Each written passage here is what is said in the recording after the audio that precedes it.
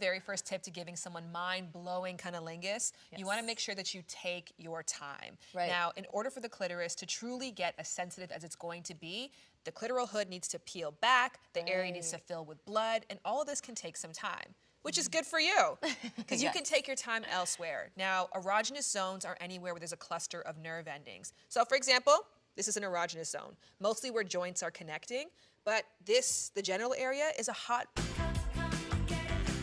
All right, team, so we're talking about the G-spot today. In celebration, I actually dressed up like a vulva. Woo. So beautiful. There we go. The G-spot is a highly debated topic, and a lot of people wonder if every woman has a G-spot. What do you think? I think it depends. I mean, we can't look into every woman's vagina, so you never know. My middle school health teacher told me the G-spot feels like a walnut. I've never had that personal experience. I'm sorry, what? The prostate is actually described as feeling like the walnut. Interesting. Because the prostate is a little bit larger and it can get a little harder. The G-spot is often compared to the roof of your mouth, that rigid feeling there. Raise your hand if you touch your tongue to your I just did. It's not really the G-spot. It's really more the G region. Now, our genitals are rich with nerves, they're rich with beautiful parts, they're rich with tissue, and all these things can be pleasurable. So the G-spot can speak to either one, the clitoral legs, because the clitoris, as we know, is a lot larger than just that little button at the top. It can speak to the Skene's gland, which would be the female prostate. It can also speak to the erectile tissue between your urethra and the vagina, and that erectile tissue between the urethra and the vagina can get really engorged with blood and become pleasurable to touch. I'm learning so much, you guys. I think it's crucial not to think about it like it's confusing. Really, at the end of the day, we all have the same body parts, they're just organized in different ways. So if you think of the G region, so you've got that erectile tissue, that's like the shaft of the penis. You've got the Skene's gland, that's like the prostate. Then you've got the clitoris, and that is like the penis. And the clitoris, again, is that long network that is shaped like a wishbone. So now it's not confusing, it's just organized in a different way. And stimulating it is all that frontal region. I'm sure you guys have heard the putting your fingers in and moving it towards the belly button. That's usually, if you play around there, you'll strike gold somehow. I'm sure some dudes, and me included, have trouble finding the G-spot, but sometimes that's because I feel like the woman or whoever your partner is maybe isn't comfortable enough, like, vocalizing what they want, you know what I mean? Like, you know, I love communication in bed. You know what I mean? So if I'm doing something wrong, tell me. I will say, though, a lot of guys do get very sensitive when you critique them in the act. They tend to see it as something personal about them rather than, no, I'm uncomfortable. It ain't about you. I don't feel good right now. I will say, though, Lindsay, I have had so many people sit in this couch, and I've spoken to so many men, and all of them really do say, I want to be told. I think maybe the way you tell somebody can be the difference. Like, you're doing it wrong. That's probably not the right tone in the bedroom. But you probably would say something like, oh, when you thrust shallow, it feels amazing.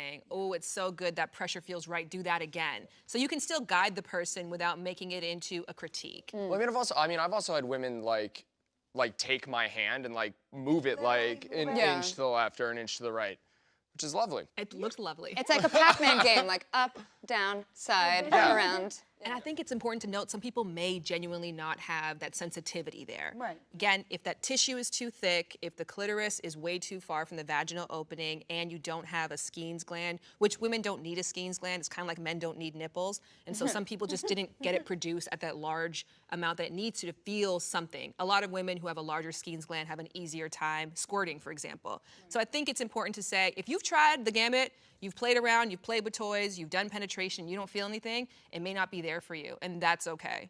So what do you all think are the best positions to hit the G-spot?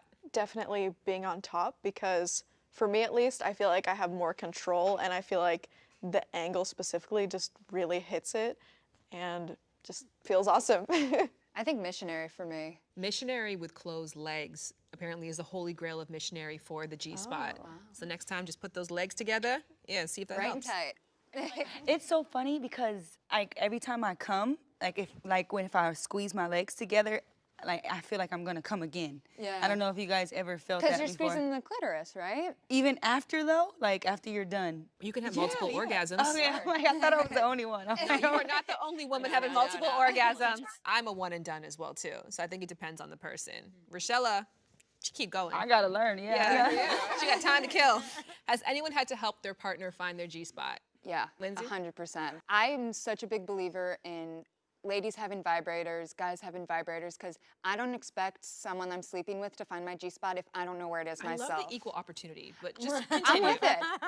If I could get myself there, I could just put my partner's hand exactly where I know I like it and it depends on the day. Some days I'm just wanting to do a fast and quick clitoral orgasm, and a G-spot is a lot of physical effort. So a vibrator, I think, makes things so much easier and so much more pleasure for both partners. So let me ask the guys, do you want guidance on how to find a woman's G-spot? Yeah, absolutely. I mean, it takes two to tango, you know what I mean? So it's like, if you're trying to get off, like, tell me, let's go, you know? Thank you so much for sharing your truths with me. And if you are watching this show and you are curious about the G region, start to play around. Don't think of it so much as a spot, but a lot of beautiful possibilities that exist within the woman's vagina towards the belly button. Lovers and friends, if you have been craving more content from me that informs, inspires, uplifts your voice, and gives you tangible takeaways on how to have better sex and better relationships, well, you are in luck.